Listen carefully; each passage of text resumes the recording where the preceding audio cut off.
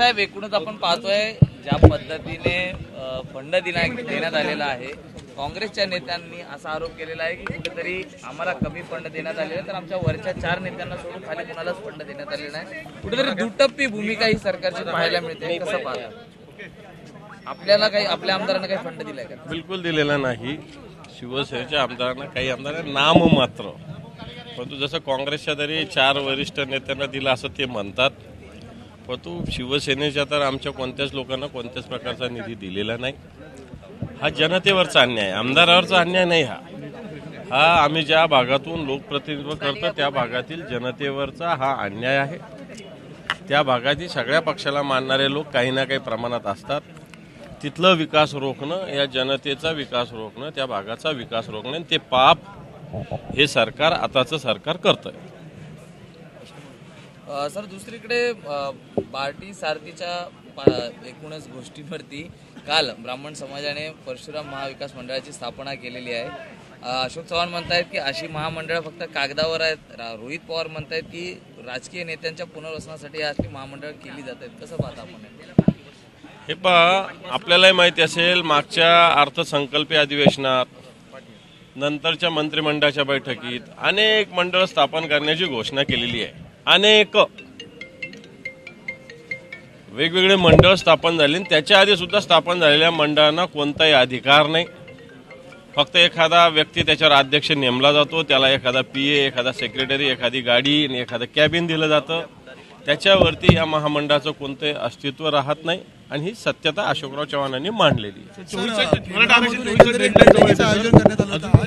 मुख्यमंत्र्यांसहित दोन्ही उपमुख्यमंत्री दिल्लीला जाणार होते, मात्र आता हा दौरा रद्द झालेला आहे. सोमवारी अमित शहानी वेळ दिलेली आहे, आजची वेळ रद्द करून, कारण शनिवार रविवारी सुट्टी आलेली आहे. वारंवार मुख्यमंत्री याचाच अर्थ दिल्लीचे लोक यांना किती प्रमाणात महत्व देतात हे कळतं. दिल्लीचे जे नेतृत्व आहे यांना किती महत्व देतात. महाराष्ट्रातले अतिशय प्राधान्याचे प्रश्न आहेत. इथेनॉलचा प्रश्न आहे, कांद्याच्या निर्यात बंदीवर जो निर्णय घेतला सरकारने तो प्रश्न आहे. असे प्रश्न या महाराष्ट्रातील शेतकऱ्याला, कारखानदारीला, त्याचप्रमाणे मला असं वाटतं शेतकऱ्यांना एक मोठ्या प्रमाणावर घातक हे निर्णय झालेले आहेत आणि महाराष्ट्राच्या सरकारने याबाबतीत निर्णय घेतले पाहिजे, केंद्राची मदत घेतली पाहिजे. पण हा निर्णय होऊन 8 दिवस झाले. पहिल्या दिवशीपासून मुख्यमंत्री आणि उपमुख्यमंत्री केंद्राशी चर्चा चालू आहे. आम्ही पियुष गोयलांना भेटलो, अमित शहाना भेटणार आहे. तुम्हाला साधी वेळ देत नाही. ही तुमची आता शब्द मला वाटतं कॅमेरासमोर वापरणं योग्य नाही. अवकाळी पाऊस, मराठा आरक्षण या संदर्भात अद्याप भूमिका सरकारकडनं मांडण्यात आलेली नाहीये.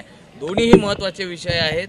कसं पाहता? हे पहा, सरकारने सुरुवातीला आम्ही हा प्रश्न उपस्थित केला, अजून याच्यावर चर्चा चालू आहे. सरकारला याच्यावर निवेदन करायचं आहे. पण तो अवकाळी पाऊस आणि गारपिटीमुळे जे शेतकऱ्यांचं नुकसान झालं आणि कालच शेतकऱ्यांच्या आत्महत्येचा अहवाल बाहेर आलेला आहे.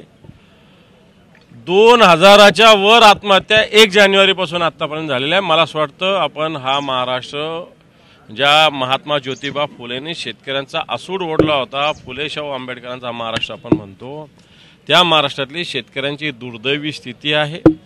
अशी असताना अवकाळी आणि गारपिटीमुळे सरकारने अजून कोणत्या मदतीची घोषणा केली नाही. कोणती मदत देईल सरकार असं वाटत नाही. उलट 10,000 कोटीचा आकडा सरकार जाहीर करतं. याच्यातले फक्त 3-3.5 हजार कोटी रुपये, 4,000 जास्त आहे, 3,500 कोटी सरकारने वितरित केले. बाकी कोणताही निधी वितरित केला नाही. सरकार शेतकऱ्याच्या विषयी खोटी भूमिका घेत आहे, खोटाडी भूमिका घेत आहे.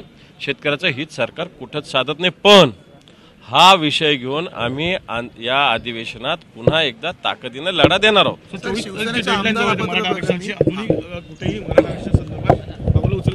मराठा आरक्षणासंदर्भात सरकारने ज्या भूमिका जाहीर केल्या, खरं तर विधिमंडळाने याच्यात निर्णय जाहीर केलेला आहे. आता याच्यावर दोन्ही सभागृहात चर्चा चालू आहे. मनोज जरांगे पाटलांचं जे आंदोलन चालू आहे, हे आंदोलन मागे घेताना सरकारने 24 डिसेंबरची मुदत दिलेली आहे.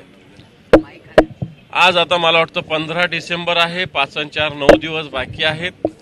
या 9 दिवसात सरकार काय अजितदादाचा शब्द दिवे लावणार हे आपण पाहू. सर, एक शिवसेना आमदार पत्र प्रकरणी आता 20 तारखेपर्यंत अंतिम सुनावणी पार पडेल, मात्र निकाल लावण्यासाठी आणखी 3 आठवड्याची मुदतवाढ मागितलेली, कारण 34 याचिका आहेत या प्रकरणामध्ये. तर वेळ काढूपणा आहे की खरंच हे पहा, मला असं वाटतं सुप्रीम कोर्टाने जे 31 डिसेंबरची मुदत दिलेली आहे, या 31 डिसेंबरच्या आत अध्यक्षांनी निर्णय घेणं अपेक्षित आहे. वारंवार मुदतवाढ घेत होते ते, म्हणूनच 31 डिसेंबरची मर्यादा सुप्रीम कोर्टानं आखून दिलेली आहे. आणि मला असं वाटतं की सुप्रीम कोर्टाने जो आदेश दिलेला आहे त्या पद्धतीनं अध्यक्षांना वागावंच लागेल, निर्णय घ्यावा लागेल. दानवे साहेब, राज्यातल्या महामार्गांवरचे जे रस्ते आहेत ते गुळगुळीत करण्याचं आश्वासन सरकारने दिलं होतं.